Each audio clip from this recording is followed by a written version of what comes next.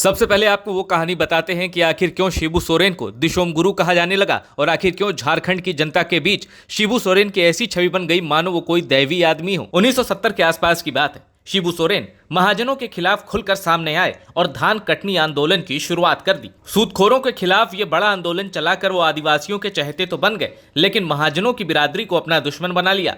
शिबू सोरेन को रास्ते से हटाने के लिए महाजनों ने भाड़े के हत्यारे भी जुटाए और उन दिनों शिबू सोरेन आदिवासियों को उनके हक के लिए जागरूक करने के लिए गांव-गांव जाते थे। इसी दौरान एक बार महाजनों के गुंडों ने शिबू सोरेन को घेर लिया। बारिश का मौसम था, नदी उफान पर थी। शिबू सोरेन समझ गए कि अब बचना मुश्किल है। उन्होंने नाव देखा न ताव, भागने लगे। बाइक समेत नदी में छलांग लगा दी।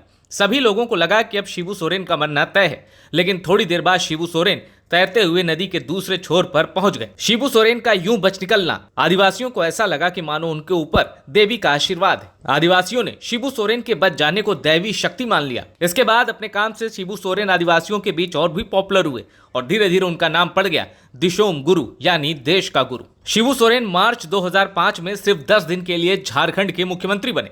फिर 27 अगस्त 2008 से 12 जनवरी 2009 और 30 दिसंबर 2009 से 31 मई 2010 तक वो झारखंड के मुख्यमंत्री के रूप में काम करते रहे। हर बार गठबंधन राजनीति की नाजुक स्थिति की वजह से उनका जो कार्यकाल था वो बड़ा छोटा रहा। शिबू सोरेन मुख्यमंत्री का कार्यकाल पूरा नहीं कर पाए। जून 2007 में शिबू सोरेन को मारने की एक बड़ी कोशिश हुई। देवघर जिले के डुमरिया गांव के पास उनके काफिले पर बम फेंका गया। यह हमला उस वक्त हुआ जब वो गिरिडीह की एक अदालत में पेशी के बाद दुमका जेल ले जाए जा रहे थे। इस सारे घटनाक्रम के बाद भी झारखंड में शिबू सोरेन की पकड़ बनी रही। 38 साल तक वो झारखंड मुक्ति मोर्चा के अध्यक्ष के रूप में काम करते रहे। अप्रैल 2025 में एक बड़ा परिवर्तन आया जब शिबू सोरेन को पार्टी का संस्थापक संरक्षक बनाया गया और उनके बेटे हेमंत सोरेन जेएमएम के अध्यक्ष बन गए। अब हम आपको बताते हैं वो कहानी जब शिबू सोरेन ने कांग्रेस की सरकार बचाई थी।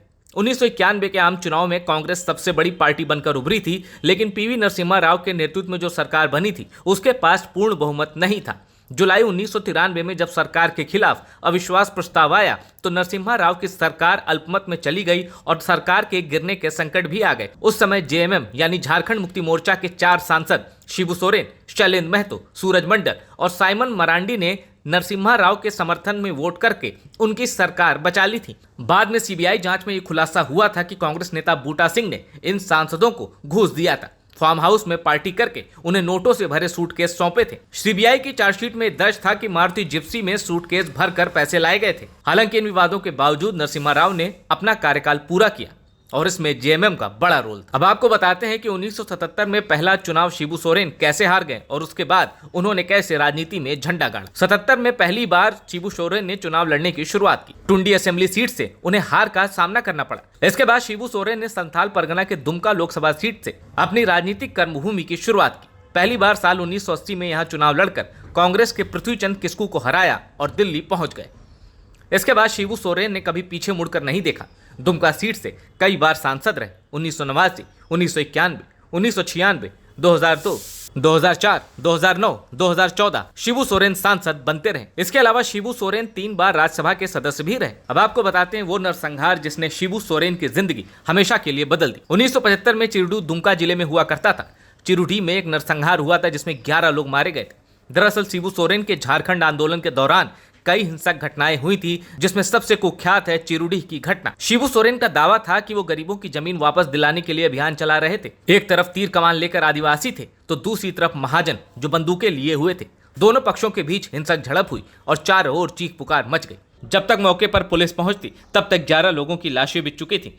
मारे गए 11 लोगों में से 9 मुस्लिम थे। आदिवासी बनाम मुस्लिम के संघर्ष की शुरुआत हो पाती उससे पहले शिबू सोरेन आदिवासियों के बीच बहुत पॉपुलर हो गए। 81 साल में शिबू सोरेन का निधन हो गया, लेकिन इन 81 साल का एक बहुत बड़ा हिस्सा उन्होंने आदिवासी समाज को उनकी पहचान और अधिकार दिलाने के लिए संघर्ष में बिताया। झारखंड आंदोलनकारी चिन्हितीकरण आयोग द्वारा शिबू सोरेन को आंदोलनकारी घोषित किया जाना उनके त्याग और बलिदान की स्वीकृति है। 2004 में जब देश में यूपीए 1 की सरकार बनी तो शिबू सोरेन कोयला मंत्री बने, लेकिन एक पुरानी हत्या के मामले में उनको विवाद की वजह से पद छोड़ना पड़ा। 2006 में कोर्ट ने उन्हें सजा सुनाई, हालांकि बाद में वो बरी हो गए थे। शिबू सोरेन को आदिवासी अपना मसीहा मानते हैं, वो मसीहा जिसने अपनी जवानी झारखंड की अस्मिता के लिए कुर्बान कर दी।